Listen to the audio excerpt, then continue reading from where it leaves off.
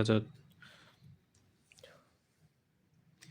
Partha study B YouTube channel পক্ষ থেকে আপনাদের সবাইকে জানা আন্তরিক শুভেচ্ছা। এই পর্যায়ে আমি একটি গুরুত্বপূর্ণ ভিডিও নিয়ে আপনাদের মাঝে উপস্থিত হয়েছি।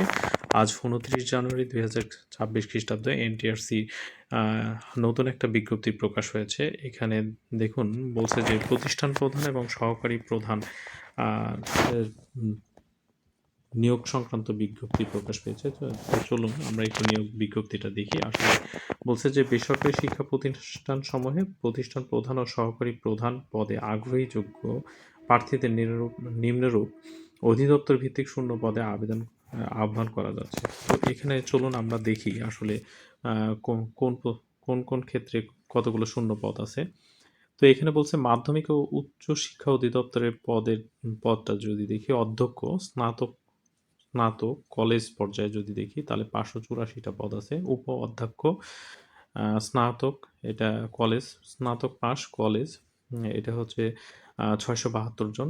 অধ্যক্ষ উচ্চ মাধ্যমিক কলেজ এটা হচ্ছে 768 জন এবং প্রধান শিক্ষক মাধ্যমিক বিদ্যালয়ের পদ আছে হচ্ছে 3923টি আর সহ প্রধান শিক্ষক পদ আছে এখানে হচ্ছে মাধ্যমিক বিদ্যালয়ে 3872টি এবং প্রধান শিক্ষক নিম্ন মাধ্যমিক বিদ্যালয়ে 504টি। এই মোট শূন্য পদের সংখ্যা হচ্ছে 10,278টি এবং কারিগরি শিক্ষা অধিদপ্তরে যদি আমরা দেখি অধ্যক্ষ ব্যবসায় ব্যবস্থাপনা 110টা পদ ফাঁকা আছে এবং সুপার ভোকেশনাল ক্ষেত্রে 40টা এবং সহ সুপার ভোকেশনাল ক্ষেত্রে 40টা। মোট শূন্য পদ হচ্ছে 190টি।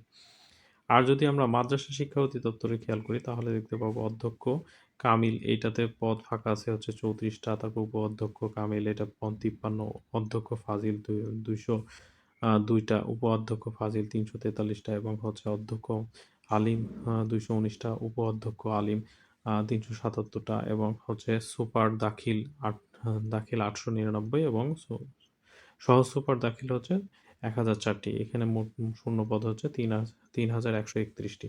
তো চলুন এখানে আবেদন লিঙ্ক এখানে আপনারা দেখতে পাচ্ছেন যে ngi.telecom.com বিডি ওয়েবসাইটে আপনি আবেদন করতে হবে এখানে গিয়ে।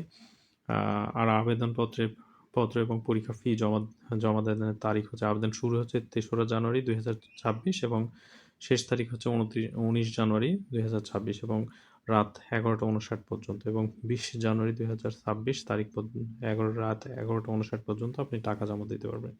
আমরা যদি নিয়োগ পদ্ধতি সম্বন্ধে একটু বলি তাহলে এমসিকিউ পরীক্ষা হবে, নম্বর হচ্ছে 80 এবং শিক্ষাগত যোগ্যতা সনদের উপরে আপনাদের 12 মার্ক থাকবে এবং মৌখিক পরীক্ষার উপরে 8 মার্ক, এই হচ্ছে মোট 100 নম্বর এবং 5 নম্বর আপনাকে 40% পেতে হবে। এখানে আরেকটু সতর্কতা আছে, প্রতিটি শুদ্ধ এমসিকিউর জন্য আপনি পাবেন 1 মার্ক, ভুলের জন্য আপনার 0.25 হচ্ছে সঠিক মার্ক থেকে কাটা যাবে। আর কি কি বিষয়ে পরীক্ষা হবে? বাংলা, ইংরেজি, আইসিটি, মানসিক দক্ষতা, গাণিতিক যুক্তি, সাধারণ জ্ঞান এবং বাংলাদেশ ও আন্তর্জাতিক বিষয়াবলী, প্রশাসন,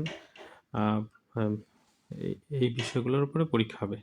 তো এই ছিল ভিডিও। আর দীর্ঘায়িত না করি, আর ভিডিওটি ভালো লাগলে অবশ্যই ভিডিওটি লাইক দিয়ে সকলকে দেখার সুযোগ করে দিন।